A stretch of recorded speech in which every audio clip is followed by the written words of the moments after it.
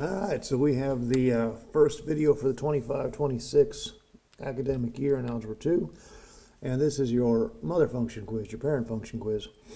Some of these are mother functions, some aren't, but they're all very important graphs that you have to know. First up is f of x equals x, and f of x is fancy for y, that's all it is. F is a function of x. It's also commonly written as y equals x.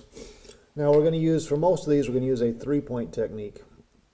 So we're going to let x be -1, 0, and 1. And the function is y equals x. So if x is -1, y is -1. If x is 0, y is 0. And if x is 1, y is 1. Now, this kind of grid right here is really hard to see, but so I'm just going to do another one. When you do things for me on a quiz, I need you to put nice, good, solid dots. So I know that 0, 0 is a nice, solid point. I also know that 1, 1 is a nice, solid point. And I know that -1, -1 is a nice, solid point. Three nice points. This is y equals x, which is a slanted line. It's one of the first things you ever learned. You learned it in middle school. It's not anything new. All right, the next one is, number 2, is y equals a constant. That's all it is. It's y equals a constant, which is a horizontal line. It doesn't matter what x is. The y value will always be a constant. Now, a constant can be anything. The constant could be 2, or the constant could be 3, but it stays that way forever. We have a huge problem in that a lot of kids don't know the difference between the equation of a horizontal line and vertical line because they don't know the difference between horizontal and vertical. Now, it doesn't matter what x is.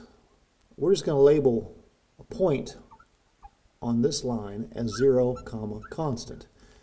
And then it is a horizontal line that runs forever left and right. Now, speaking of that, I got ahead of myself. I jumped down number 2. I didn't even do domain and range. Now, if you're just starting Algebra 2, domain and range are going to be kind of foreign to you because you haven't talked about them since Algebra 1. Domain is your x values for which the function is drawn. Now, this particular function, number 1, it is running left forever. It's running the idea of negative infinity. And it is running right forever, that idea of positive infinity. So the domain on this one can be written as negative infinity to infinity. If you like interval notation, that's what this is. This is interval notation.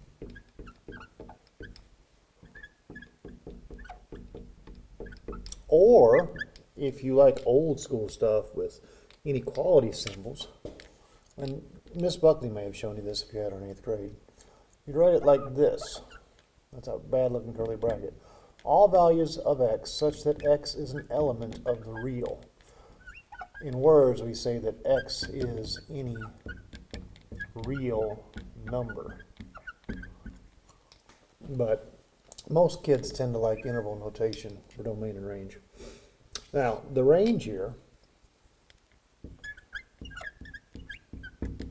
this graph is falling forever and it is rising forever. So it's the same thing. It's negative infinity to infinity.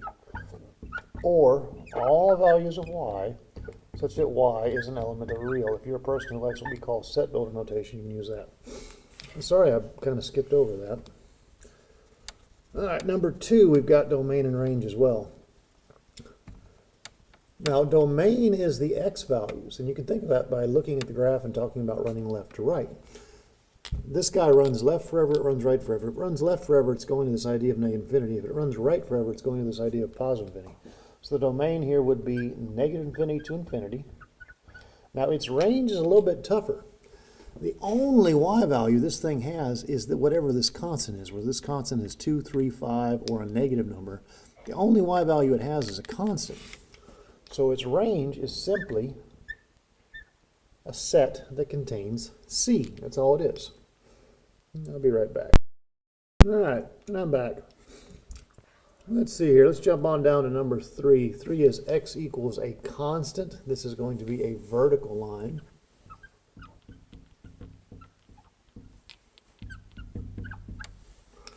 And x only has one value. That's all it is. It just has one value, nothing more. And there's a table there, but I don't require you to do a table for this. X is some constant. That's all it is. It's a constant. And it doesn't matter what this constant is. The y values are just going to be things that go up and down successively. So what I require of you is to pick some point on the xy axis, and I require you to draw a vertical line and just label a point as constant, comma, 0. Or if you did it down here, this might be the constant, comma, -1. But you pick a point and you label it with the x value of a constant. And then the y value is anything that makes sense according to the grid. Like if I did a point up here, I would do a constant, comma, 3. I don't know what the constant value is, okay? The domain of this thing, the values of x. X is this constant for all. So it's just going to look like this, a constant. Now, if you like set builder, and some kids do, they would write like this, curly bracket, all values of x, such that x equals a constant. Now, there are not many kids who like set builder notation, but they do exist. All right, number 4 is graph f of x equals the absolute value of x. And that's what this is. This is absolute value.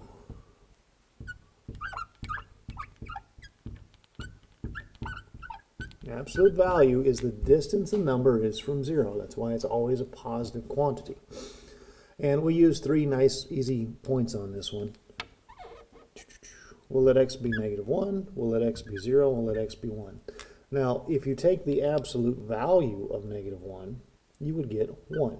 If you take the absolute value of 0, you would get 0. If you take the absolute value of 1, you would get 1. And absolute value, there's a reason I underlined that V. When you plot those 3 points, there's 1, 1, -1, 1, and connect the dots, you end up drawing a V. This V runs left forever. It approaches an idea or a concept of negative infinity. And it also runs to the right forever, so it approaches positive infinity. The range, and you'll notice I start with small to large. That's how we do interval notation. The smallest y value on this graph is right here, and y is 0 at the origin. So for my range, 0, and then either side of the V we rise to positive infinity, so to infinity. And again, if you're that kid who likes set builder, I don't care which one you use. All values of x such that x is an element of the real, or if you like set builder for domain or for range, all values of y such that y is an element of the real.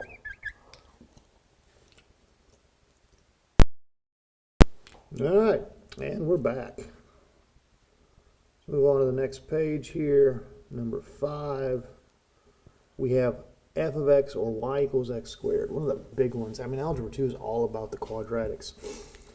So let's make a little table here, and we'll just work with the same 3 numbers that we work with very often. We'll let x be -1, 0, and +1. Now this is y equals x squared. You know, if you square a -1, if you take a -1 and you multiply it by itself, you know, you get a +1. If you don't know that, I'm not sure how you got to Algebra 2. But thank somebody for passing you. Now, if you take a 0 and you multiply it by 0, you still get a 0. And if you take a 1 and you multiply it by 1, you still get a 1. So 3 nice points. So we have 0, 0, we have 1, 1, and we have -1, +1. And kids are very tempted to draw a V here. But the quadratics, and that's what this is, x squared is called a quadratic.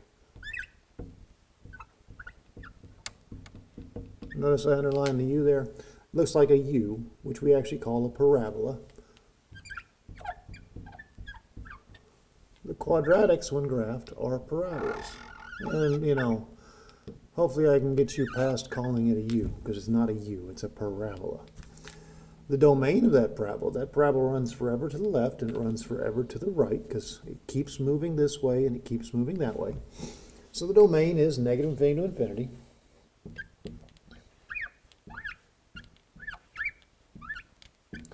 And the range, now this parabola starts right here at 0. Now, I didn't talk about it previously, But the reason I'm using that bracket there is because that is a point that I can put my pencil on. And if you can put your pencil on it, it's going to be a bracket because we have equality there. We are that number. We never ever put the bracket on infinity because infinity is not a number that you can actually get to. You could count forever and you'd never get to infinity because there's always infinity plus 1, which is just infinity. There's magnitudes of infinity, I think they say sometimes, but it's not a number you could actually touch or hold. All right, the next one, this is f of x equals x to the 1/2, which we also call that right there. We also call it the square root of x.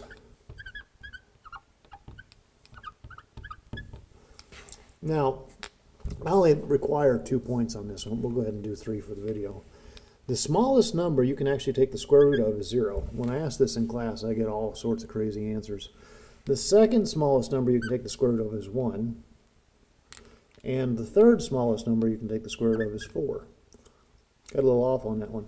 If you take the square root of 0, you get 0. Because believe it or not, the square root of 0 is 0. If you take the square root of 1, you get 1. And if you take the square root of 4, you get 2. So there's my 3 points that I'll use. We have 0, 0, we have 1, 1, and then we have 4, 2.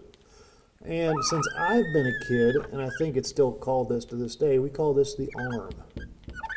Because it kind of looks like an arm. That's what it looks like. It's the arm function. Domain on this one's a little bit different than the last ones have been. This graph starts when x is 0, and then it moves right forever. So its domain is 0 to infinity. Now, if you like set builder here, and you might be that kid who does, all values of x such that x is greater than or equal to 0. I know how kids feel about inequalities, so most kids actually don't like set builder. The range, smallest value of y is 0, and then it rises, albeit very slowly, for all of eternity. So the range looks very similar. It's 0 to infinity. Or all values of y such that y is greater than or equal to 0. All right, there's 5 and 6. We're about half done with this sheet. Ain't nothing hard about it. Your first quiz will be Friday. By the way, should be an easy grade. Historically, most kids do well on these mother function quizzes. They do. You got a handful of kids who just don't want to study and they don't do well. And it's really just about you. It's not about the content. Algebra II is very, very rarely about the ability of the student. It's about the desire to work. That's what it's about. If you're willing to work, you're going to be fine. If you're not willing to work, well, I'm going to fail you. That's just how it is. So, figure it out, kids. Figure out what you got to do. All right, number 7. F of x equals x cubed. So we're taking a number and we're multiplying it by itself 3 times. That's all we're doing, 3 times. The 3 key points I use here are still the same as they have been. I'm going to use -1, 0, and 1. And just to show why it looks the way it does, I'm also going to cube it too. So if I take a -1 and I multiply it by itself 3 times, I'm still going to have -1. If I take a 0 and I multiply it by itself 3 times, I'm still going to have a 0. If I take a 1 and I multiply it by itself 3 times, I'm going to have 1. Now if I take a 2, multiply it by itself 3 times, I have 8. Okay? But I only require those 3 points. But the 2, 8 is there for you to see why it looks the way it does. Because if you plot these points that we listed, you'd be very tempted to draw a straight line there, or a slanted line. So that's why I'm including the 2, 8. Because 2, 8 would be up here. The cubic root function is a snake. Specifically, it's a y-axis snake. And that's what it looks like. It starts low, ends high. Its domain, and it is running left slowly for all of eternity, and it is running right slowly for all eternity, because I can throw any x value there is at this thing, and it will compute a result, a y value. Its domain is still -infinity to infinity. Its range is the same, falls forever, rises forever. negative infinity to infinity. And there's the cubic root function. Sorry, there's the cube function. Now, down beneath that, we have the cubic root function. What number times itself 3 times gives you the number inside? For example, the third root of 8 is 2, because 2 times 2 times 2 is 8. And I do expect you guys to memorize these things. We don't need to be button pushers. Button pushers never do all that well. Like, you have to have some basic math. But anyways, we're going to do the same 3 points that I used up above. We'll do a -1, a 0, and a 1. And it turns out that the cubic root of -1 is still -1 because of what we did earlier. And the cubic root of 0 is 0, and the cubic root of 1 is 1. And we'll also do 8. And the cubic root of 8 is 2. Now, on your quiz, you don't have to mention 8, 2. I'm just doing that so you see why it looks different than the other function.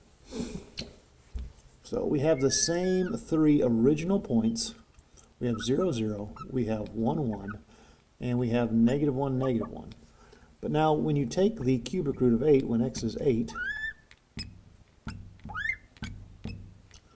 we have a y value of 2. So this one is an x-axis snake. And it looks a little something like that. It has the same domain. It runs left and right forever. This one runs left really fast and it runs right really fast. But it doesn't matter about the speed of which a function does things. It matters the values you can feed it and get a result for domain and range. And it falls slowly forever and it rises slowly forever. So there's a domain and range of those two. And I'll be right.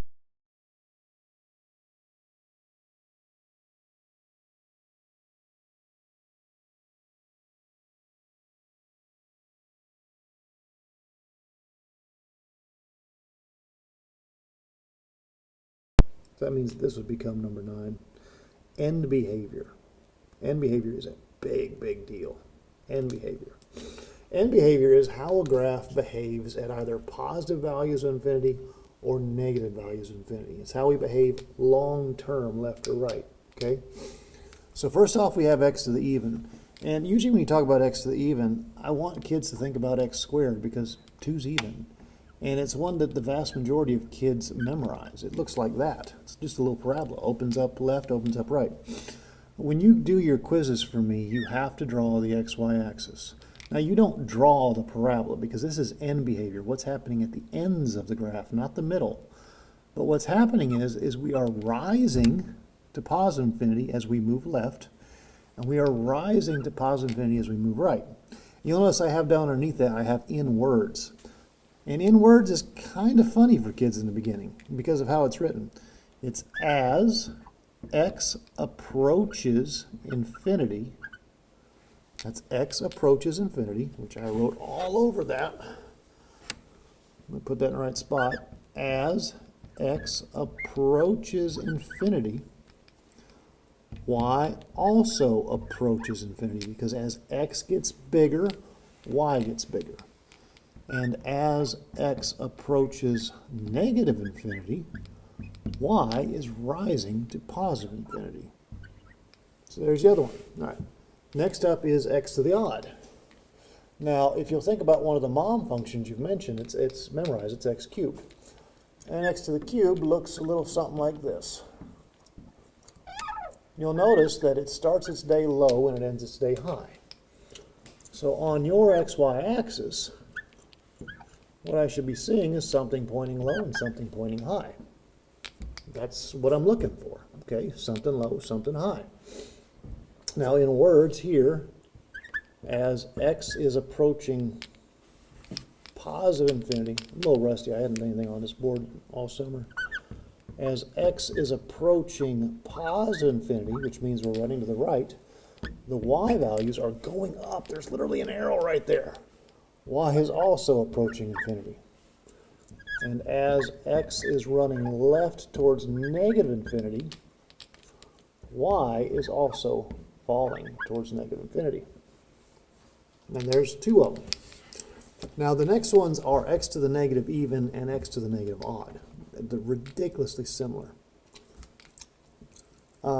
think about putting a negative sign in front of it. It's called a reflection. It happens to be what's called a vertical reflection. And I've got this laid out, so hopefully you guys will get things right and not get things all mixed up. Like I said, it's not a hard quiz. It's historically something most kids do very, very well on. If it's not something that you do well on, it's a reflection on you, because it's not hard. It's just straight up memorize. And you're not putting in the time you need to do something simple. So how are you going to do something hard? You're not, because you're not trying to build the basics. So here's x to the negative even. And instead of like the positive function, which rows and rows, this one falls and falls. And in words, as x moves right towards positive infinity, remember this is as x approaches infinity, well, notice the y values are falling. So y is approaching negative infinity. And as x approaches this concept of negative infinity, y is falling still. Y approaches negative infinity. A lot of kids try to memorize the text instead of understanding the graph. It's about comprehending the graph. It is. Now in the beginning it might be about memorizing the text, but sooner or later you got to connect these things. All right, that's just what you got to do. Negative x to the odd will be the opposite of what positive x was the odd. Positive x to the odd started low and ended high. This one's going to be the other way around. They are reflections over the x-axis, or vertical reflections. So this one's going to start high and it's going to end low. Now, as x is approaching positive infinity, running to the right, the y value is falling towards negative infinity. And as x is approaching this concept of negative infinity, the y value is rising to positive infinity. All right. So everything from here on out is bonus, I believe. I'm pretty sure it is. Doesn't mean you shouldn't do it, because eventually it becomes not bonus. You know, most of those graphs were graphs you should have looked at some point in time before you ever got to Algebra II. You may not have talked about end behavior in such a manner, but that doesn't mean it wasn't in the standards. You just didn't talk about it. Or you're a kid and you just don't remember it. So here's page 4, which is nothing but bonuses. The first one is to graph f of x is a times b to the x. Kind of a weird looking graph. These are exponential functions, which we do spend a lot of time on. And this is the mother function for all exponential functions. And this one happens to be an exponential growth function. We're only going to use 2 key points. One of them we're going to let the x value be 0, and the other one we're going to let the x value be 1. So what is a times b to the 0 power? Well, it turns out that b to the 0 is 1. So this becomes a times 1. So we just get 0a. Weird, huh? Next thing we have is we have a times b to the first power, which is just a times b, which is ab. Interesting points, huh? Now what does that look like on a graph? Well, you kind of have to forgo the fact that you have numbers on your quiz there. I mean, I've got points. You're just going to have to label some things. So we contain some point 0a. So x is 0, and there's an a. That's 0a. The next thing we contain happens at 1. And when x is 1, we're some point ab. All messed up there. 1 comma ab. Now, I always do these so that they are exponential growth. And I need to add something to your quiz. Because in addition to domain and range, you also need to be talking about what's called a horizontal asymptote. Our domain here, and the horizontal asymptote, by the way, would be right here, which is a horizontal line that you shall not cross. And it happens to be at y equals 0. Our domain here is values close to 0 on x, but not actually being 0, and then rising to infinity. Our range, I've got that all backwards. Forgive me. I never claim to be perfect. This graph runs left forever and it runs right forever. Our domain is negative infinity to infinity. It's our range, it's a little bit different. The low y value gets close to 0, but this graph never touches it. It actually flat lines right there. We have 0 with the parentheses because we don't actually get to contain 0. We get close to 0. And we do rise forever towards infinity as this particular graph moves right. All right, next one is graph f of x equals e to the x. E is Euler's number. His name is spelled E-U-L-E-R, but it's pronounced Euler because he's French. I don't completely comprehend that because I don't speak French, but it's pronounced Euler. And E is a number that's about 2.72. It's a very special number in mathematics. So we're supposed to graph this, and we're just going to do 2 key points. Don't ask me why I did that. We're going to let x be 0, and we're going to let x be 1. So anything to the 0th power is 1. So when I plug in a 0, I get a 1 back. And if I plug in a 1, I just have e, which, like I said, is about 2.72. So let's see what that looks like on a graph. We have 0, 1. It's right there. And then we have 1 and about 2.72. Now it is an exponential function, so it behaves just like the one above. Domain and range are next. The domain on that one is the same as the one above, negative infinity to infinity. And the range is also the same as above, 0 to infinity. Let's just redo that infinity symbol there. Now, there was something that I said that I needed to include. And it does need to be included. So your little box here, in addition to talking about domain and range, is also going to have the horizontal asymptote.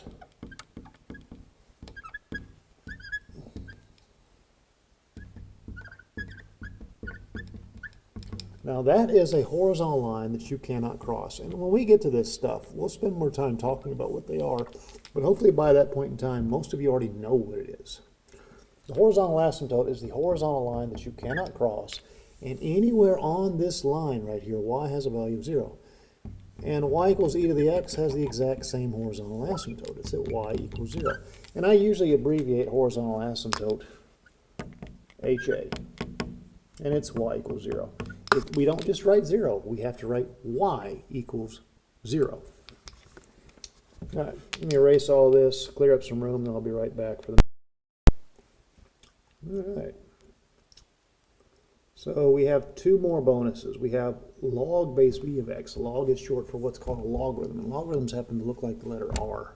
That's what they look like. Focus on the logarithm, the R part.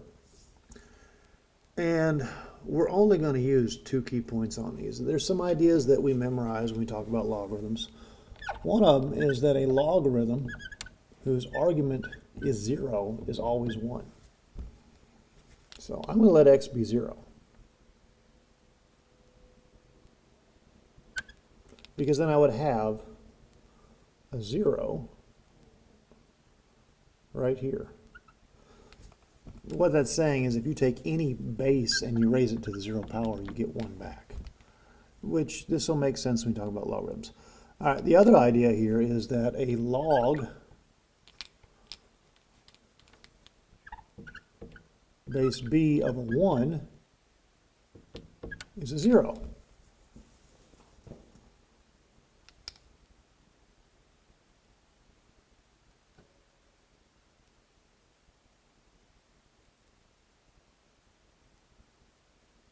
Now, I'm having a moment here. Forgive me, children.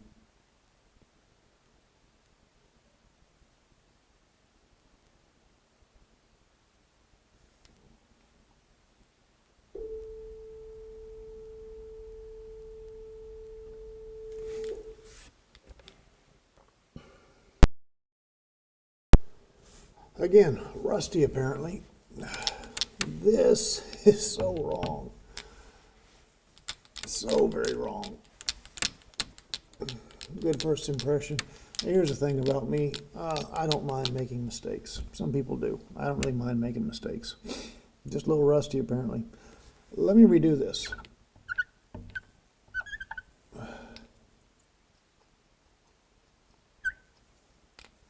We have x in here. All right, so I wrote these log base b of x.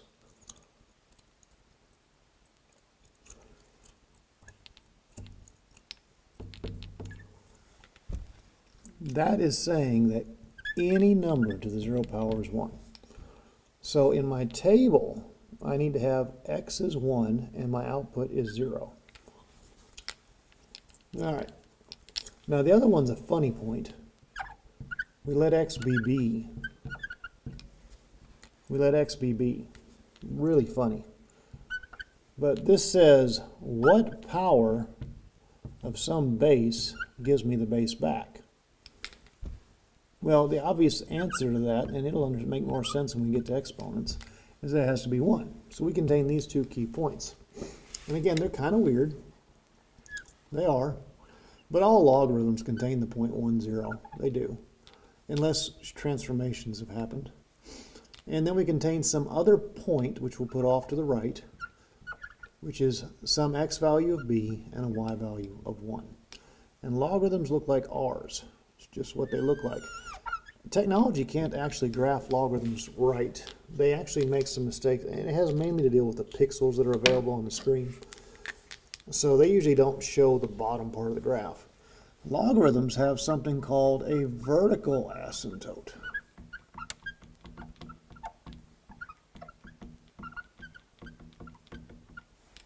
Now this particular vertical asymptote is at x equals 0. Over here to domain and range. This logarithm, its starting x value is very close to 0, and then it runs right forever. So its domain is 0 to infinity. Notice I use the parentheses and not the bracket because I can't actually put my pencil on that asymptote. And that is not in the right place. Let's put it in the right place. The range, it falls forever and rises forever. It's negative infinity to infinity. And then we have this vertical asymptote, which I will have to add into that piece of paper, which I will call a VA, and it's at x equals 0. And the last bonus on here is a trig function, because we will do trig in Algebra 2.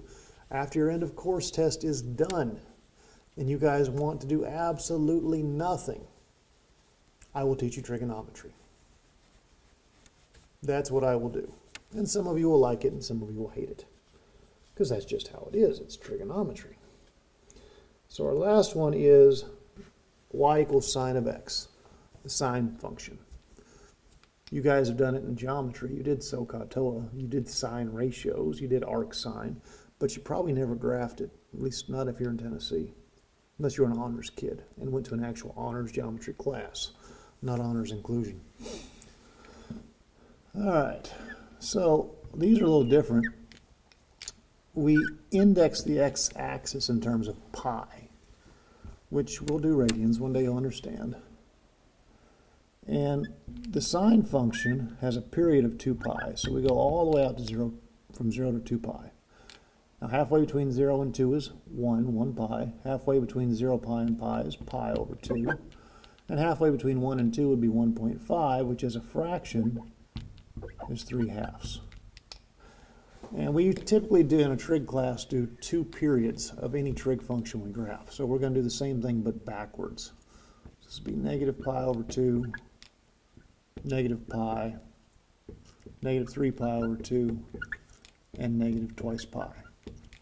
Now it turns out that the sine function, doesn't matter what you feed it, cannot exceed positive 1 or negative 1. Now, I know this happens at pi over 2 and 3 pi over 2. But the highest the sine function can get is 1, and the lowest it can get is negative 1. Now, when we do trig, you'll start memorizing some basic things, and we'll do what's called a unit circle. And you'll be able to figure out that the sine of 0 pi is 0. And the sine of pi over 2 is 1. And the sine of pi is 0. And the sine of 3 pi over 2 is negative 1. And sine of twice pi, which brings you full circle, is 0. This is what the sine function looks like. Its cousin cosine, or cofunction actually, looks about the same. It's just shifted over. Now, if it looks like that moving to the right, it looks exactly like that moving to the left. we just repeat the drawing. The trig functions are cyclic. I can't even talk right now, I'm too tired. They're cyclical. I can't say it. But they cycle forever and ever. They just do the same thing. So that's why off to the side here we have something called a period. The period of any sine function, unless it's been modified, is 2 pi. Its domain, it will run left forever and right forever, just doing the same thing over and over and over. Its domain is negative infinity to infinity. And its range value, it's stuck between -1 and 1. And notice, I can put my pencil where y is 1, and I can put my pencil where y is -1. So here on range, we actually use brackets. Because if I can put my pencil on, it's a bracket. Did not get in that box there, did it? I'm a little rusty today. Forgive me. First day back. Anyways, here's the first video of 25, 26. Hope you liked it.